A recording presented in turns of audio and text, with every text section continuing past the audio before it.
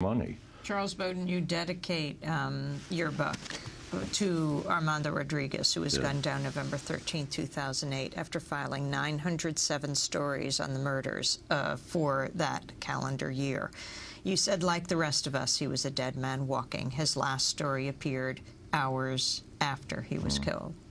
Yeah, well, okay. I'm a reporter. We got to remember our own. That case has never been solved. It will never be solved.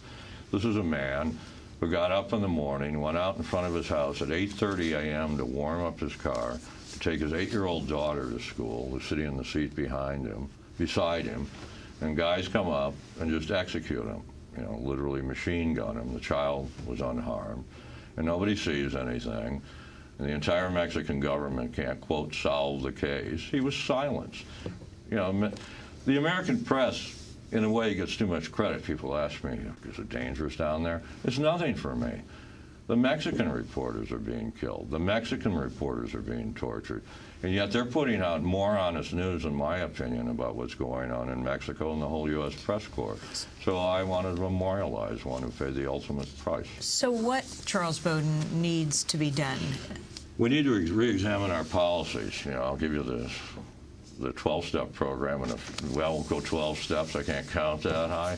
Renegotiate NAFTA. We can't have a peaceful country where it destroys the livelihood of the people in it. There's got to be decent wages. You have to have the right to organize a union. You have to have plants that have environmental controls. 2, realize the war on drugs is a disaster. It's 40 years in. We're at war with our own people. We're destroying nations like Mexico. We've got, if you're against drugs, most of your viewers and listeners are on them, only they got them from their doctor. If you're against drugs, this is a public health issue. You don't send a cop because you're having a cardiac.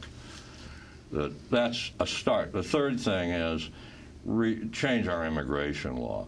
We got 20,000 men and women now on the line with guns hunting Mexicans. These Mexicans are coming north because NAFTA in good parts destroyed their economic base in Mexico. You're not going to have a peaceful world if you're making war on the poor. Now, I don't have a solution to immigration, but I know one solution is nobody's going to stay there until they have a decent living there. If we destroy their living, they're going to come here.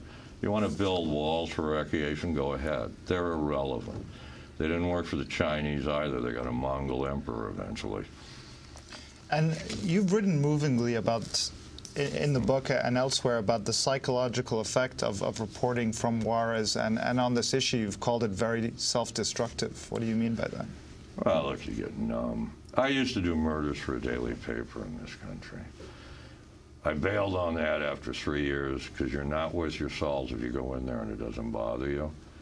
Look, I don't know how to deal with 2,753 people slaughtered in 1 year. I don't know how to be such a tough guy that I go in a room in August 2008 in a drug clinic where 9 people have been machine gunned during a prayer meeting, and the only thing in there now are puddles of blood and columns of flies.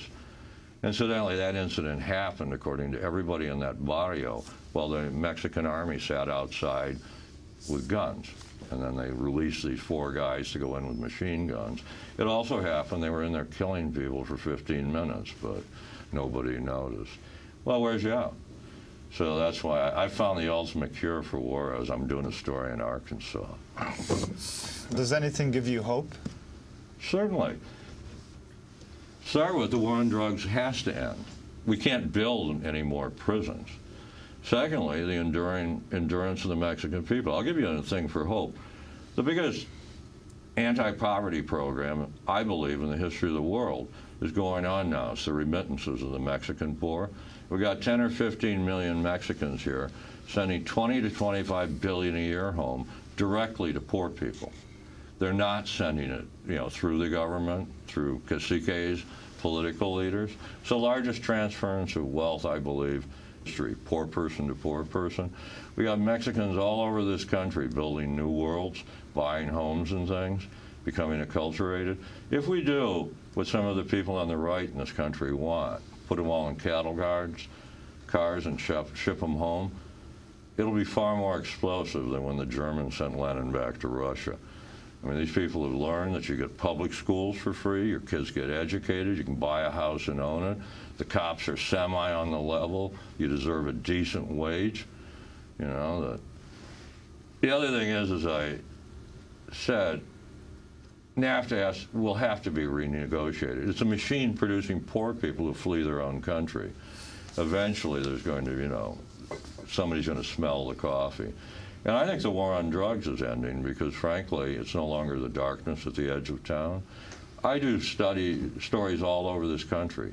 I don't care where you go. The drugs are everywhere. I don't care where you go. People are being arrested. I did a story in western North Dakota county, you know, got more people in this room maybe in the county. They busted 80 meth labs in a year. What are you going to say, that these are the, you know, the lesser breed or something? I mean, these are a bunch of people that look like potatoes that plow fields. That's what our war on drugs has come to. We're killing ourselves with our war. We're not helping anyone.